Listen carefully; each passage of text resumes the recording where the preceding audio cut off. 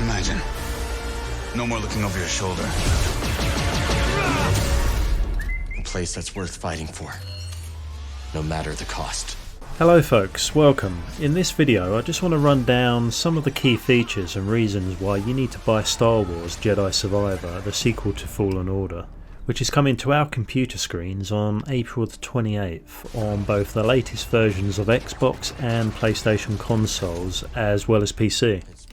For those of us that played Jedi Fallen Order and have been eagerly frothing at the mouth for the second installment, Jedi Survivor, the hype is not only real but seems to be insanely justified.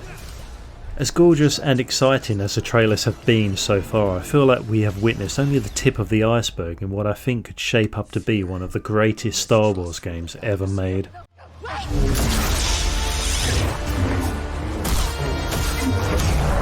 Not only that, but perhaps one of the coolest and more unique Souls-like games we will experience. Sure, it's not going to be as hardcore as Dark Souls, but has been said to be more challenging than the first, and I thought Fallen Order was tricky at the best of times without even playing on the hardest difficulty. Before we start, I kindly ask that if you enjoy the video then please hit the like button, or if you were to subscribe for future content, as I will be releasing more videos on this game for sure. It would certainly make my day. You guys are amazing, thank you. Just a quick couple of important mentions. You can buy the game in standard or deluxe versions. The only thing that deluxe version gives you are some cool looking Han Solo, Luke and Obi-Wan costumes for Cal, and those character inspired skins for certain weapons. Personally, for the sake of £20 or just over $20, I will be buying the standard edition as the game is exactly the same other than the cosmetics. Also, just a warning that the storage space needed is a whopping 155GB for installation. Damn, that's a big game, and thank God. PC players will be fine, but for those on consoles you might want to free up some space in preparation. Right, let's get stuck in.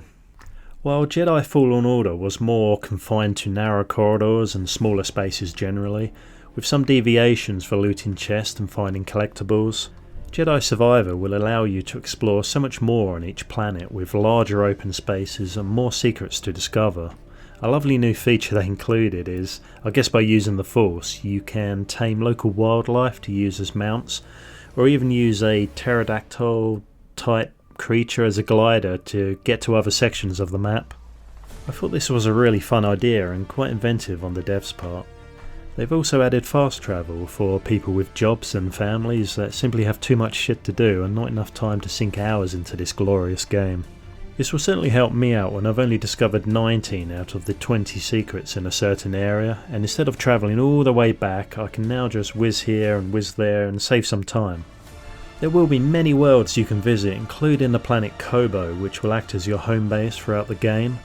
Most of these locations will have inaccessible parts, only unlockable once you return with new abilities required to progress further. As well as this great incentive to keep coming back, some of these locations will act as hubs for speaking to NPCs in towns in order to gain knowledge or side quests, as well as visiting shops for the buying and selling of goods. We've seen in recent footage that you can certainly grow crops at your home base for the purpose of selling, so the currency aspect could be an interesting pursuit. I'd certainly love to know what we can purchase from vendors other than that delicious blue milk. This is a cool one for when you want to take a small break from fighting the Empire and its assassins. Here you can gain skill points or unlock discoveries of the past by using the Force and your brain to solve puzzles. It doesn't sound very relaxing and meditative, but we'll have to wait and see. You never know, it might be the only part of the game I don't suck at. Let's be honest, this is why most of us are here, isn't it? Lightsaber action, as we've never seen in a game before. Some of the footage showcasing all those sweet moves and kill animations are flipping breathtaking, are they not? We were able to fight in 3 different modes in the previous game. You had stances for single, double-bladed staff and dual sabers. Well, you'll be pleased to know, courtesy of Respawn, all Jedi have now been upgraded with 5 different stances from now on. And what are the other stances, I hear you ask? Well, we can now go full medieval just like Kylo Ren with the crossguard stance.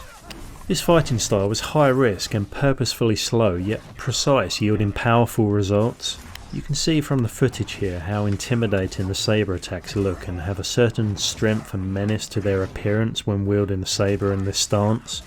The other style was probably one that wasn't taught by Yoda at the Jedi Academy, and that is the unconventional blaster and blade stance. Just like another famous leather jacket wearing hero, we can now also have our screw it moments and whip out a blaster mid-melee fight and dispense of our enemy. Not much is known about this stance other than being described by the game director as a kind of push and pull stance, allowing Cal to pick off enemies at medium range out of necessity while still maintaining focus on the saber. Sounds interesting, but I hope the option to fire only arises after certain combo triggers, as I know the ammo is a factor in this game. Plus I feel the game should be centralised on melee at its core and is not a shooter. I won't be talking too much about the original 3 stances, but I will say that the twin blade stance has had a massive overhaul. The game director Stig Asmussen has said that the dual stance will still be approachable enough for everyone to try, but will be more technical with more combat nuance. So basically you're more of a glass cannon but have faster attack combos and seem to take the dodge and guard mechanics to a whole new level, hence requiring a tad more skill to master.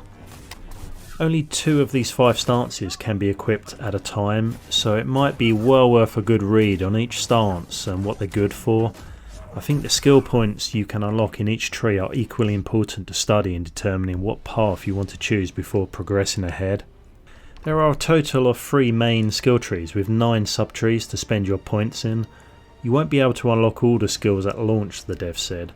So maybe this is related to the New Game Plus or even future DLC expansions, who knows right now. Either way, as I said before, choose wisely. You can respec if you feel you made some blunders choosing unwisely, or just fancy a change perhaps. The first time respecing is free, after that it'll cost you. But you get what you pay for, as they say, so good luck choosing. The skill trees are comprised of survival, lightsaber and force. Survival houses your basics like health and stamina boosts, etc. And lightsaber will be divided into your 5 stances to choose from, whilst force appears to focus on telekinesis, confusion and concentration, as well as your overall force prowess and power. I bloody love this idea. You start the game with all the abilities you learnt or acquired from Jedi Fallen Order. No more do we have to pretend that our favourite hero or anti-hero we love to play has suddenly got amnesia and conveniently forgotten all his skills or godlike abilities for the start of the next chapter in their story. So now that Cal is closer to being a true Jedi Knight than ever before, we can focus on the vastly expanded fighting techniques and force powers that have had us salivating with anticipation for quite some time. Fallen Order felt limited to the basic push and pull force powers, but thankfully not anymore. From rudely using enemy bodies as shields and then bashing them into the ground, or slowing down time for some timeout and a pee break, to confusing enemies with those trusty mind tricks such as "this is not the redhead you are looking for." It all seems the perfect complement to the new and revised lightsaber fighting mechanics. I cannot wait to focus skill points in my favourite force abilities and see just how powerful the game will allow me to become. I don't know about you, but I absolutely hate this topic of conversation. I mean, people always want to know how many exact hours will it take me to complete said game. What makes it worse is when the devs usually give us some shite answer providing us an approximate amount of hours that probably an amateur speedrunner could beat the game in. I mean, talk about underselling your game. Whereas if you're anything like me, spending God knows how many hours arsing around getting lost or getting stuck on a simple puzzle, or even so determined and convinced that I've missed some important piece of loot in a certain area that I simply cannot move on to the next place before I've found it. You might think me deranged, but no, I'm just a completionist.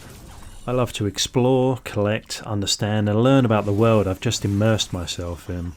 So that being said, the devs have stated that the main story could take around 25 hours to complete, and for completionists slightly longer. We saw a glimpse of a core ship from the Clone Wars era at the beginning of IGN's gameplay footage that was released recently. You know, from the prequel movies that everyone bashed at the time but now love after Disney ruined Star Wars for everyone over the age of 30. This means that not only will we get to fight various battle droids from that era in a fantastic limb-severing fashion, We will hopefully get to discover many secrets and artifacts from that period on the home planet of Kobo.